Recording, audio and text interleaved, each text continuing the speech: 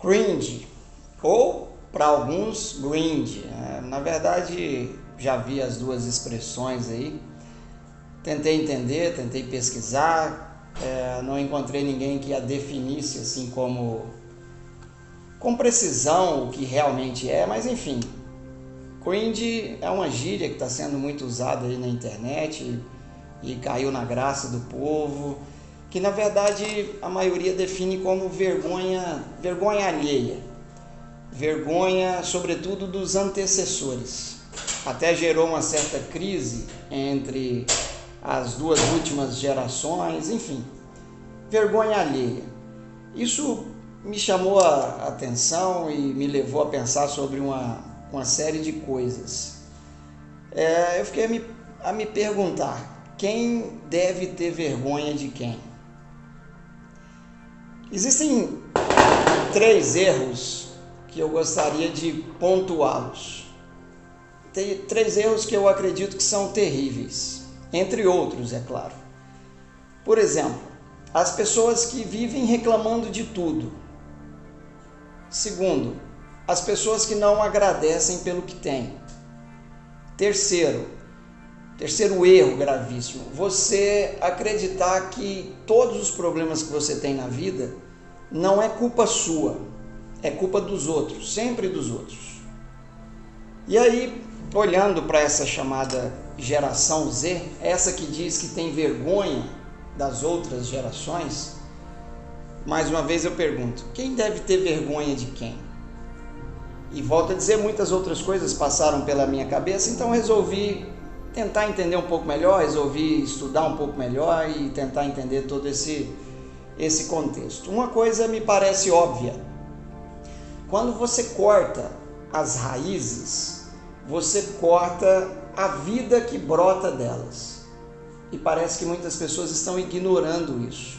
Eu até me lembrei de Nietzsche, que morreu em 1900. Quando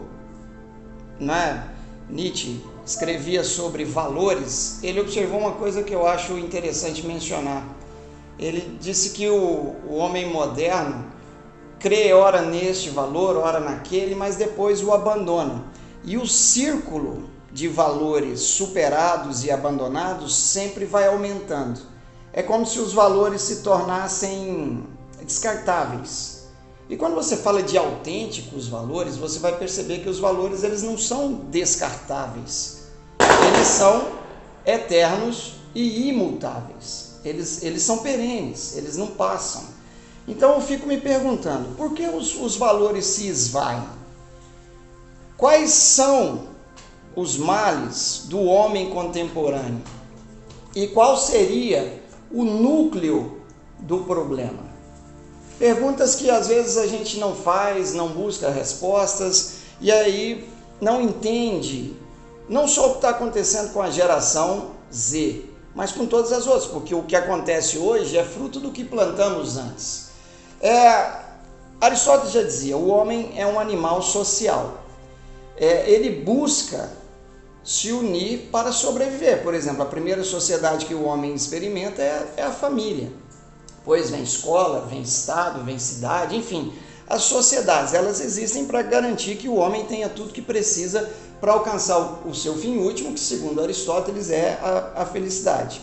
Mas eu devo dizer, essa sociedade cada vez mais globalizada, essa sociedade que abriga todas essas tribos, ela não é uma estrutura automaticamente fechada e positiva. Ela que deveria desenvolver e expandir a formação do homem, por vezes não faz isso, faz justamente o contrário. Em vez de desenvolver, em vez de ajudar a contribuir com a formação do homem, essa sociedade, ela achata o homem, ela diminui o homem, ela esvazia o homem, ela faz, portanto, o papel contrário, ela transforma o homem numa espécie de funcionário, numa espécie de autômata. Autômata seria uma espécie de robô programado, um robô que só repete aquilo que foi programado para ele repetir. Essa sociedade, no caso, ela se torna um instrumento de massificação, que esvazia o indivíduo do seu próprio ser. Eu até me lembro de Heidegger, que dizia: esse é um indivíduo que não é em si mesmo, os outros o esvaziaram do seu ser. E eu já disse para você, em outros vídeos, que um indivíduo esvaziado do seu próprio ser, ele cria mecanismos para se autodestruir.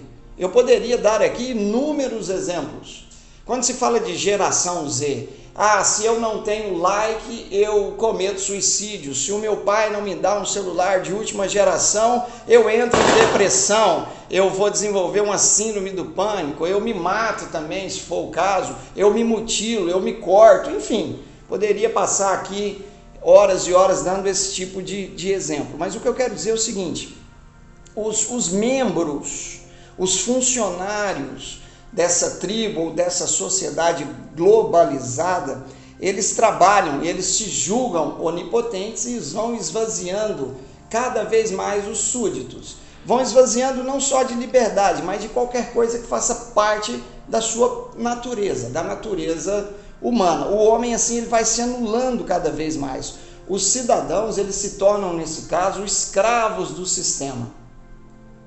Escravos do sistema. Esse sistema que promove a destruição dos valores da humanidade. No fim, o homem se torna uma espécie de larva de si mesmo, um espectro, esvaziado do seu próprio ser. É interessante aqui até mencionar, tem autores que escreveram muito bem sobre isso. Posso mencionar, por exemplo, Huxley, com Um Admirável Mundo Novo.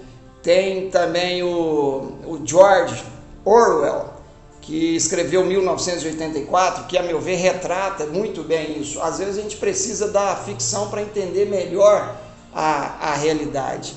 Nessa sociedade globalizada, nessa sociedade onde o homem se torna essa espécie de autômata, a verdadeira arte, a livre busca pelo saber, a família, a autonomia espiritual e muitas outras aspirações tipicamente humanas, elas são consideradas más e por isso são reprimidas.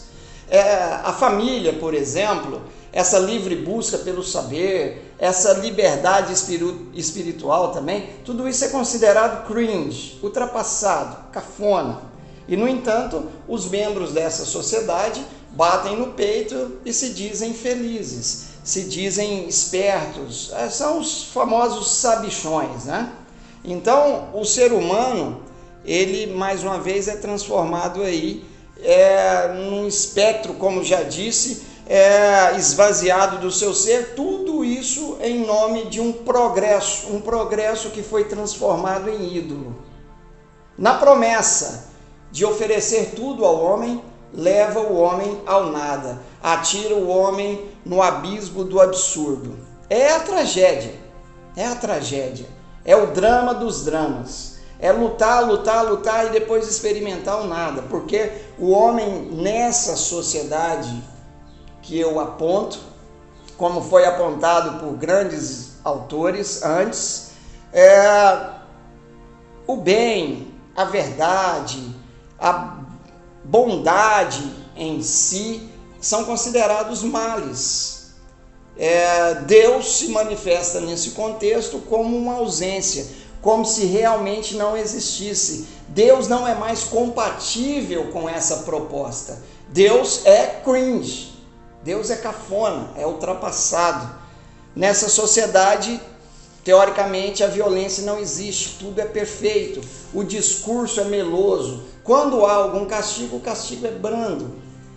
Muitos chamam essa geração de geração do mimimi. Não quero nem entrar nesse mérito da questão para não causar escândalos, né? Mas nessa tribo, a vida é centrada no progresso, é centrada nos interesses próprios, nos interesses materiais, virtuais, tecnológicos. É uma vida centrada simplesmente no sucesso, no dinheiro. E essa vida, sem dúvida nenhuma, centrada nesses aspectos que eu mencionei, essa vida empobreceu o homem radicalmente. Nivelou o homem lá por baixo. Tem gente que eu costumo dizer que é tão pobre, mas tão pobre que só tem dinheiro, não tem nada mais. De onde vamos tirar os nossos ideais? De onde vamos tirar os nossos valores? Eu devo dizer que a fonte dos nossos valores é a dignidade humana. E onde está a dignidade humana? Eu devo dizer que a fonte dos nossos valores, os valores supremos e absolutos, é Deus. Mas nós matamos Deus. Lembra de Nietzsche mais uma vez? Nietzsche gritava: Deus está morto. E quando você mata Deus, isso não é um problema simplesmente de ordem teológica, isso não é um problema só relacionado à fé que você tem ou não. Não é só isso. Matando Deus, nós destruímos a fonte absoluta, suprema dos nossos valores. Matando Deus, nós matamos a objetividade da verdade, a objetividade do bem. Nós perdemos, portanto, a objetividade de vista. Agora eu pergunto, onde está a cura? A cura talvez esteja na volta para casa, no resgate de nossas raízes. Mas como que nós vamos fazer isso se nós temos agora vergonha das nossas raízes? Nós devemos voltar para casa, a fim de, entre outras coisas, encontrar alimento sólido, bom alimento, que pode nos devolver a força, porque nós estamos fracos, pálidos, não suportamos mais as tensões intermediárias, não suportamos mais a luta, o combate. E eu devo dizer, eu que nasci no final, não é, da década de 70, na segunda metade da década de 70, eu nem sei de qual geração eu faço parte, mas é pesado para a minha geração, é pesado para a geração, né, que veio pouco depois, né, de mim. Por quê? Porque além de segurar a nossa barra, nós temos que segurar a barra dos outros, cuidando dos filhos, cuidando dos netos, enfim, está se tornando pesado. Não que isso seja ruim, o problema não é só esse, o problema é segurar tudo isso e ainda as gerações que vão vindo terem vergonha de nós. Esse, a meu ver, é o problema, ter vergonha das raízes. Não podemos perder as nossas raízes de vista. Não podemos esquecer o nosso passado, porque eliminando o passado, eliminamos também o futuro. Desgraçadamente, essa geração Z, e aqui eu não quero generalizar, porque generalizar é sempre empobrecer, mas desgraçadamente, esses que têm vergonha de suas raízes, esses que têm vergonha do seu passado e buscam eliminá-lo, saibam, eliminando o passado, você elimina também o futuro. Cortando as raízes, você corta a vida que brotava dessas raízes. Então, precisamos pensar sobre isso. Cringe, vergonha alheia do que veio antes. Vergonha do que considera-se cafona, ultrapassado, velho. Imagina o diálogo entre um pai e um filho. E aí o pai diz para o filho: filho, eu não quero que você faça isso. Os meus motivos são esses. E aí o filho interrompe o pai e diz assim: pai, isso era assim no seu tempo. Quando o filho diz isso, ele acaba com todo o diálogo possível. Ele nega a autoridade da verdade, porque uma coisa que é verdade hoje, vai ser verdade amanhã. Vai ser verdade sempre. Uma coisa que foi verdade no passado, vai continuar sendo, porque a verdade é imutável. Mas se eu acabo com a autoridade da verdade, pronto, eu acabei com o diálogo possível entre as gerações. Precisamos, portanto, recobrar a autoridade da verdade, recobrar a autoridade do bem. Precisamos ressuscitar Deus, porque se você mata Deus, você mata o bem, mata a verdade. Não se reconhece mais, portanto, nenhuma autoridade.